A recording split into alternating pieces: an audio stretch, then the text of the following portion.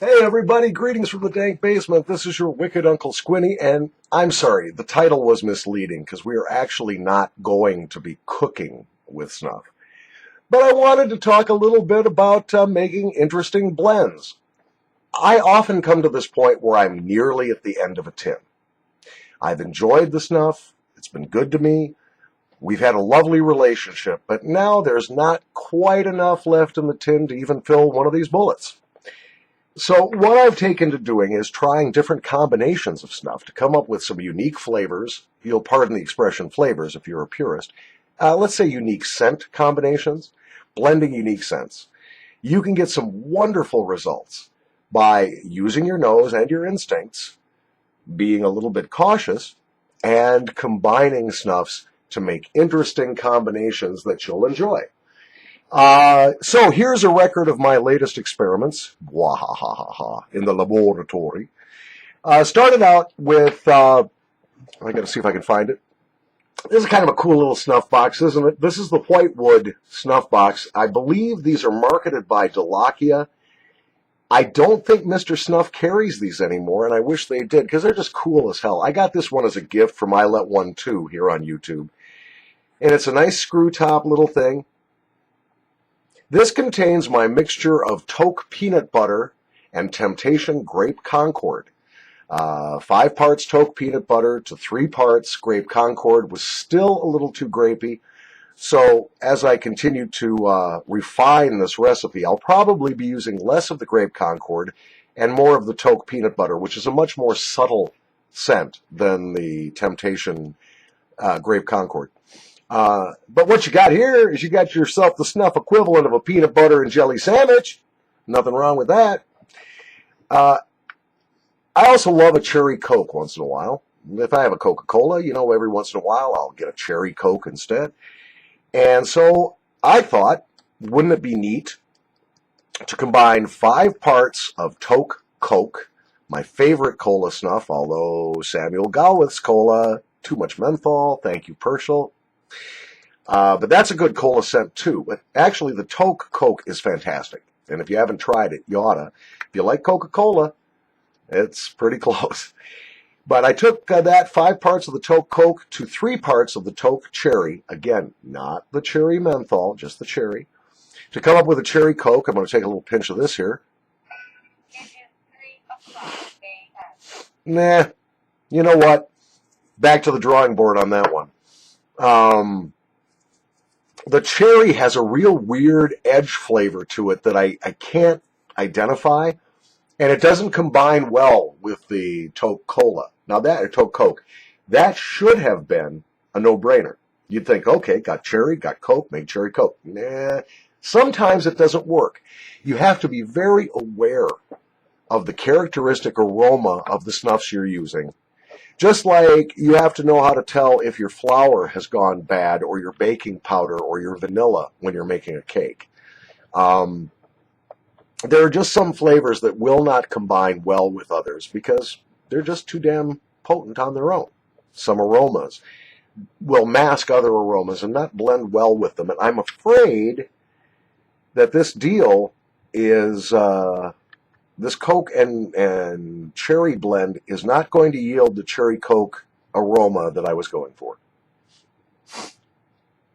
Not that it's bad, it's quite pleasant, but it just isn't cherry Coke. Now, I can't show you any of these, of course. My camera is permanently mounted. I don't want to start moving the camera around to show you the snuff. And of course, if I tip the snuff sideways, it will go all over.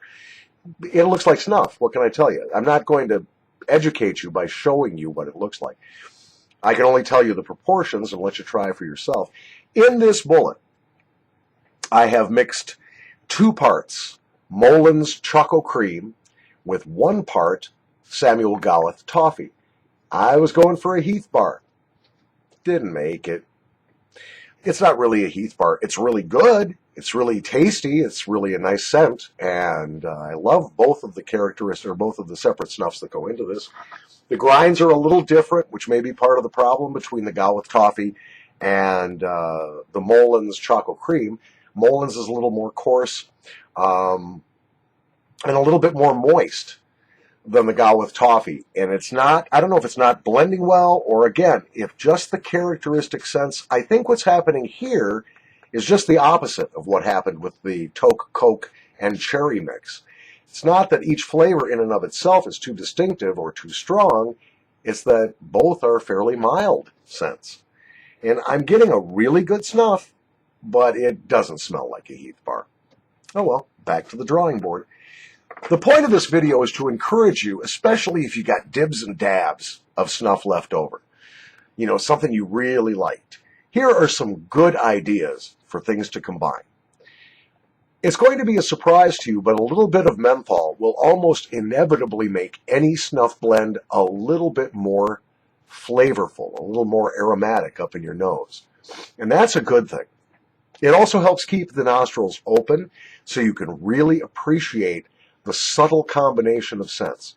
So I do recommend keeping a little pure menthol snuff on hand.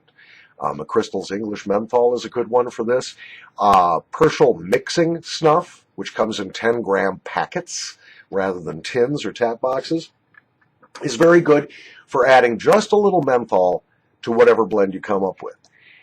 Secondly, if the flavor exists in food, it's a good place to start, but it isn't the goal. You're not always trying to come up with something that smells exactly like Grandma's gingerbread cookies or Mom's, Irish coffee or Dad's whiskey and beaver juice. I don't, whatever it happens to be. Sometimes you're just trying to sort of evoke the scent. And if you go from that perspective, you'll have fewer disappointments. Because you can blend snuff all day and go, that doesn't taste like a peanut butter and jelly sandwich. That doesn't taste like a cherry Coke. This is garbage. No, but it might remind you of those ingredients. So, again, if it tastes good in the food world, it will probably be a good place to start when you're mixing snuff. But it might not be the be-all and end-all.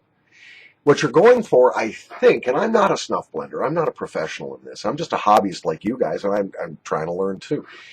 What I found, I think, is that you go for something that just smells really good, regardless of what that is.